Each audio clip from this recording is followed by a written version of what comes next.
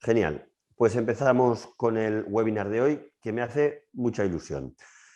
¿Por qué? Porque es una cosa que yo he vivido mucho como paciente de otorrino que he sido y que he sentido que no había una gran estandarización en el manejo médico de la faringitis aguda o de la faringoamigdalitis, según lo que implique. Entonces, vamos a ver esto hoy y hemos trabajado bastante para darle una objetividad a esto y hemos investigado sobre las mejores escalas que nos pudieran aportar pues, el mayor rigor en el manejo de la faringitis o de la faringoamigdalitis aguda. Vamos a ello. Comparto pantalla, a ver si tengo el privilegio de compartir. Écome aquí. Genial. Entonces, hemos pasado del módulo de respiratorio y teníamos un orden, pero lo hemos cambiado y vamos a ver otorrino, porque mucha patología está bastante relacionada. El próximo día veremos sinusitis crónica, veremos laringitis Krupp. Bueno, tenemos varias que están muy relacionadas, entonces hemos unido el módulo de respi, que está ahí dentro de su módulo, y después la parte de otorrino. Entonces decimos, la faringitis es una inflamación de la orofaringe que se caracteriza por la presencia de odinofagia y que puede presentarse como amigdalitis o tonsilitis, inflamación de las amígdalas, o como una faringitis, inflamación de la orofaringe. Y eso sería las amígdalas, el paladar blando y la úvula. Bien, la mayoría están causadas por virus en el contexto de una infección del tracto respiratorio superior. Y ahora nos iremos a ver las etiologías más frecuentes. Las podemos ver aquí, en esta tabla que tenemos, ¿no? Donde decimos que los patógenos primarios, en un 5-15%, serían estreptococo de beta-hemolítico del grupo A, estreptococo del grupo C, del grupo G, y sería gonorrea. Otros patógenos, menos del 5%, ¿no? Plamidophila pneumoniae, Mycoplasma pneumoniae, Arcanobacterium hemolyticum, y después tenemos los virus, que son los más frecuentes, en torno al 50%, adenovirus, rinovirus, influenzavirus, en fin.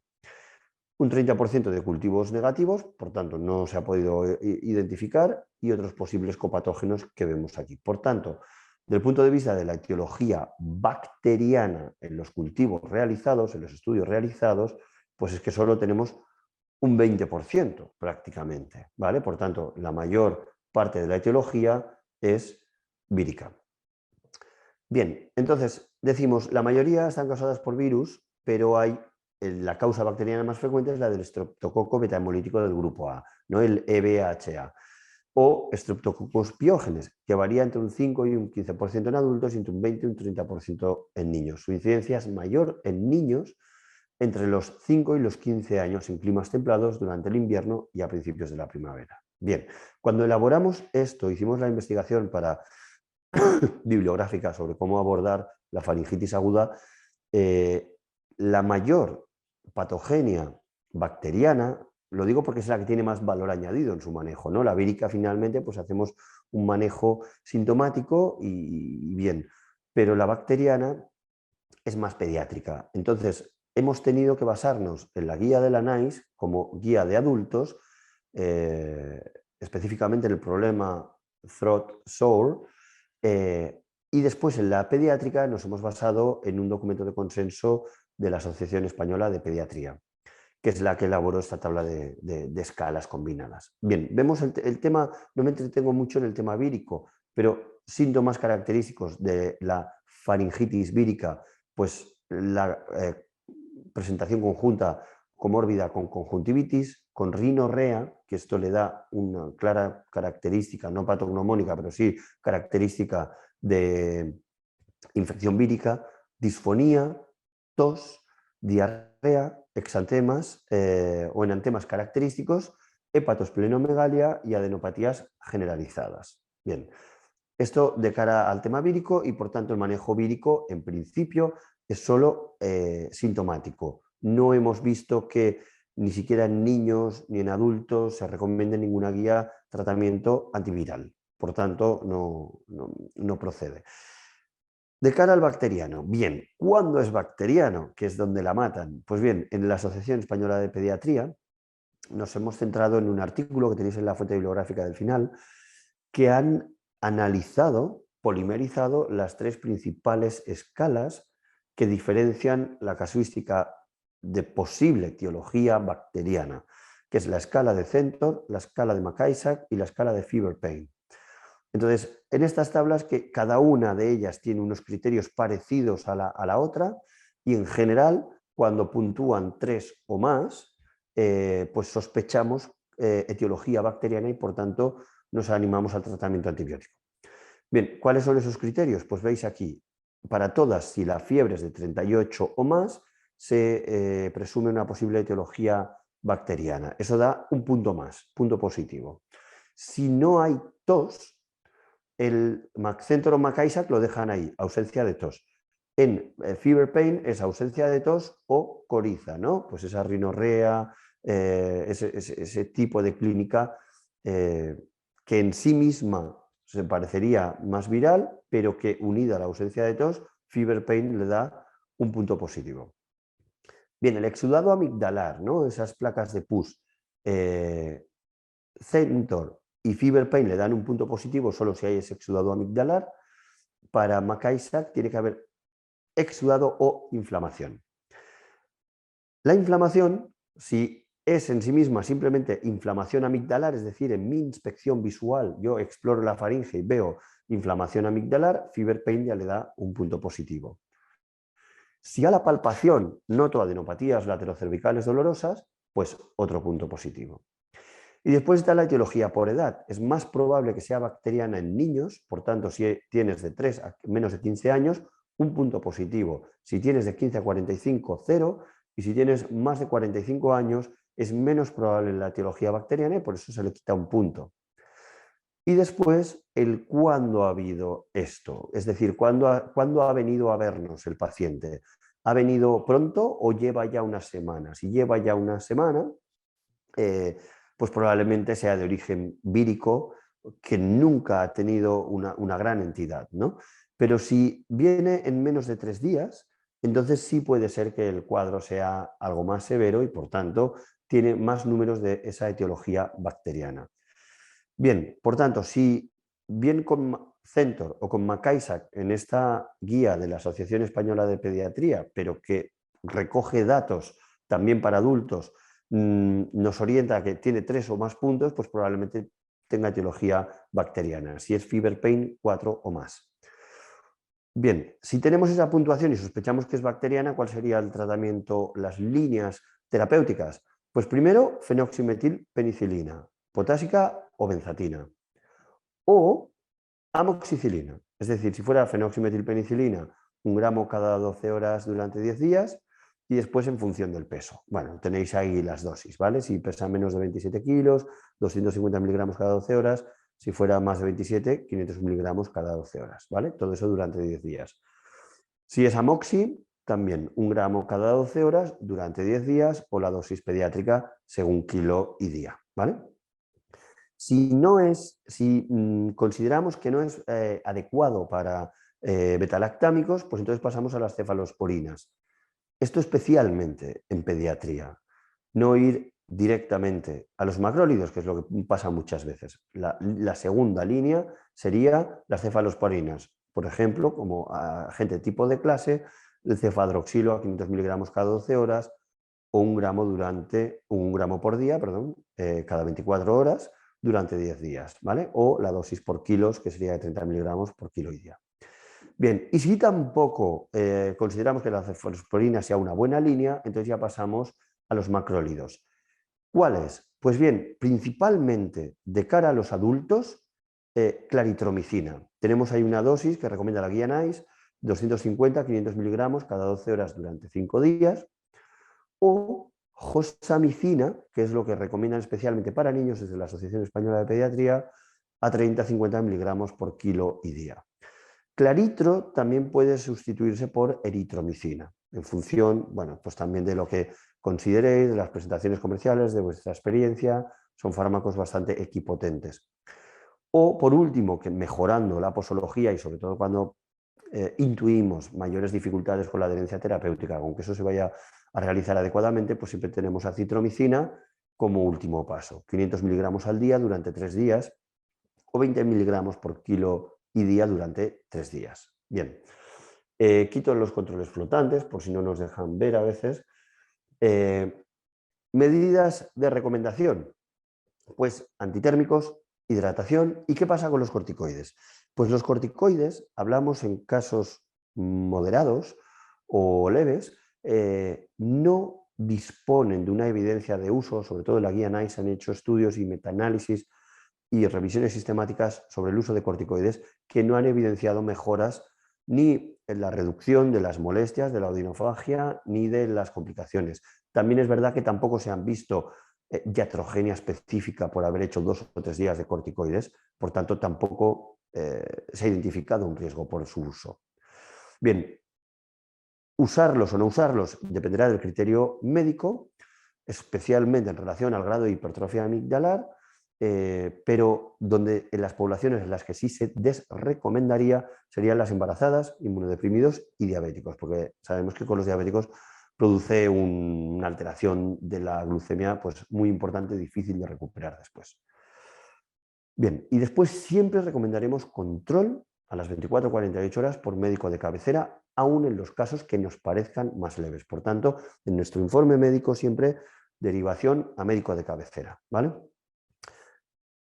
Si casos moderados, si vemos que es una amigdalitis vírica, pero con síntomas de más de 2 semanas, o una amigdalitis que sospechamos de origen bacteriano, pero de repetición, ¿no? 6 episodios en un año, o 4 episodios en 2 años, 3 episodios en 3 años, es decir, o complicaciones de abscesos periamigdalinos o parafaríngeos, es decir, grandes colecciones de pus, definitivamente esto va a ser necesario derivarlo de forma urgente, no emergente, pero sí solicite, sí, como la mayoría de los pacientes que nosotros vemos son de sector privado, solicita cita con un otorrino cuanto antes, si puede mañana, ¿vale?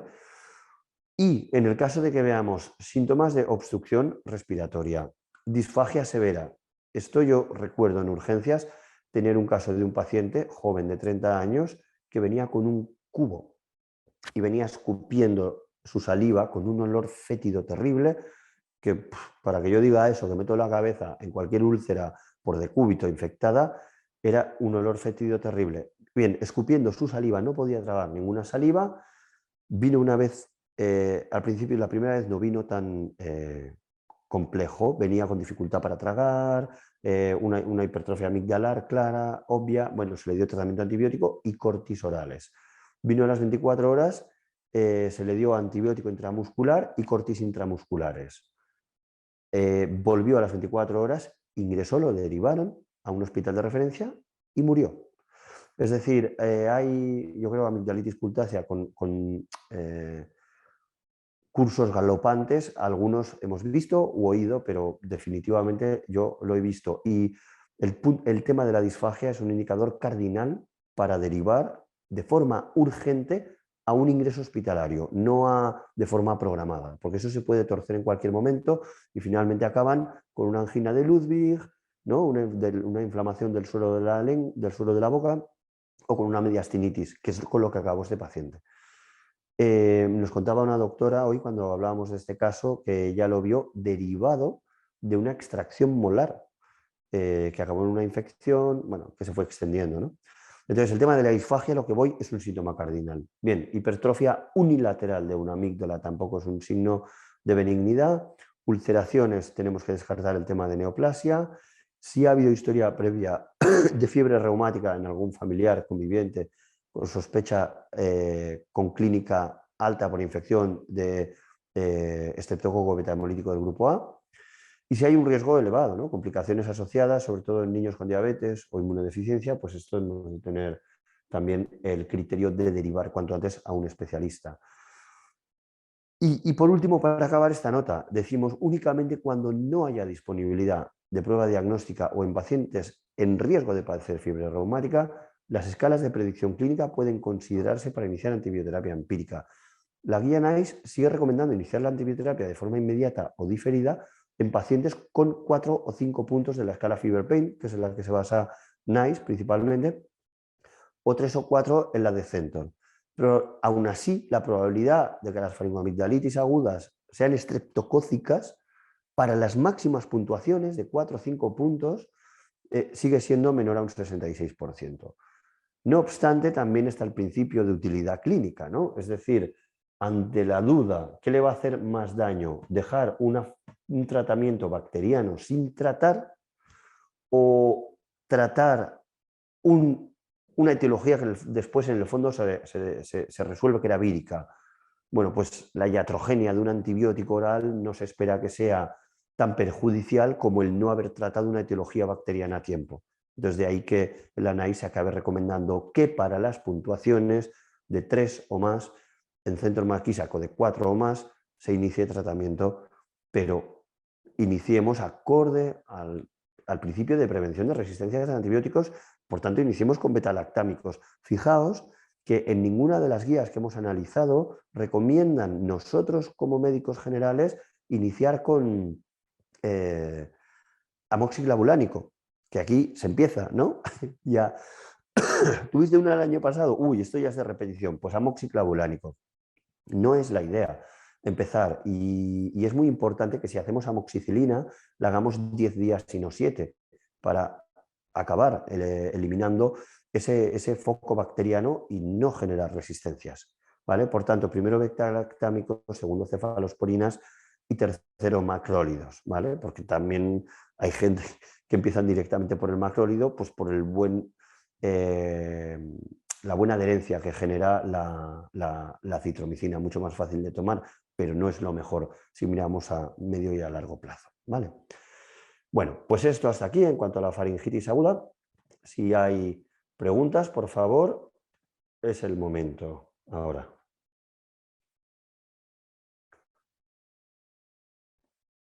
Si queréis desmutearos, Leonor o Adriana, podéis hacerlo. Ángel, en pediatría he visto que vienen niños con fiebre de 40 y se les hace el estreptoctest y sale negativo, cuando llevan más o menos unos 4 o 5 días, fiebre de 40. Por ende, esto ya se le ha dado al bebé, bueno, al niño, ponle tú 3 años o 4, se les ha dado el paracetamol, o el antitérmico alterno, pero persiste con estreptococo, con el estreptotest negativo, pero sigue con fiebre 40. Se le busca otro origen y no tiene aparentemente ningún foco infeccioso, pero sigue con las amígdalas hiperémicas, con dolor al tragar, con dolor de cabeza, malestar general, con adinamia. Ahí es donde uno quiere comer el limbo. Bueno, claro, pero que el estreptotest sea negativo, supongo que te refieres que les han hecho también un cultivo general, no solo al estreptococo. Lo digo porque que el estreptotest sea negativo, fíjate en la... mira, déjame que te ponga otra vez la tabla. Fíjate que el estreptococo solo es positivo entre un 5 y un 15% de todos los casos de faringitis. Es decir, hay un 30% en el que no se han aislado, que tampoco quiere decir que no hayan existido.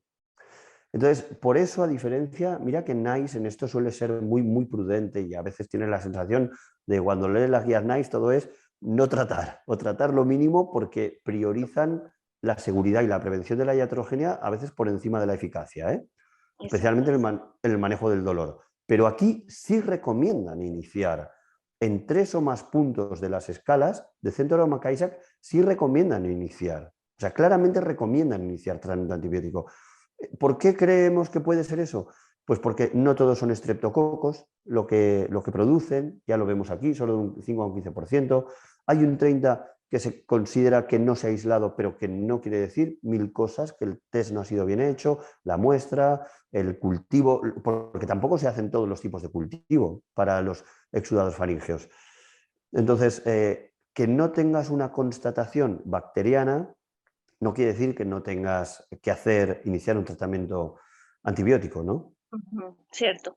Sí, lo que pasa es que como nos han pasado un protocolo de faringoamigdalitis y una de ellas es que si sale el estreptotest negativo no se le da pero yo he tenido pacientes que llevan a lo que este ejemplo, por ejemplo, perdón, no, que el ejemplo que te he dado, y Sí, realmente es que lo único que le ha ido bien es el antibiótico.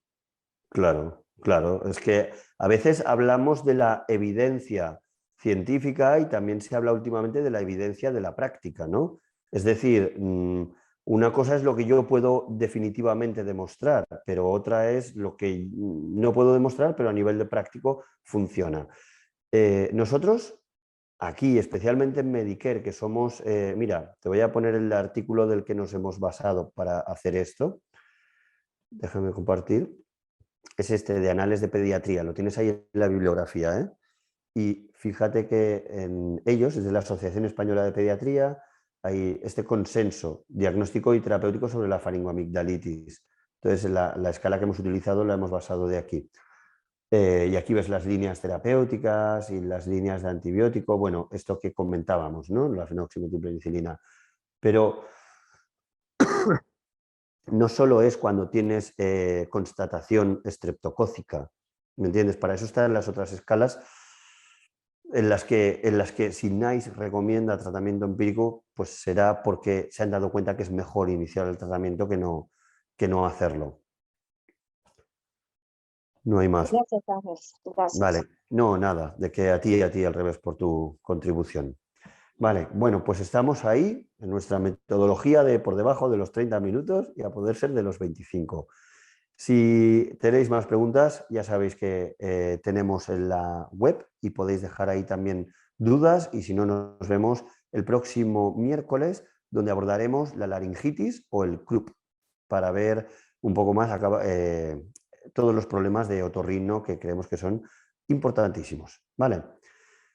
Nos vemos el miércoles que viene.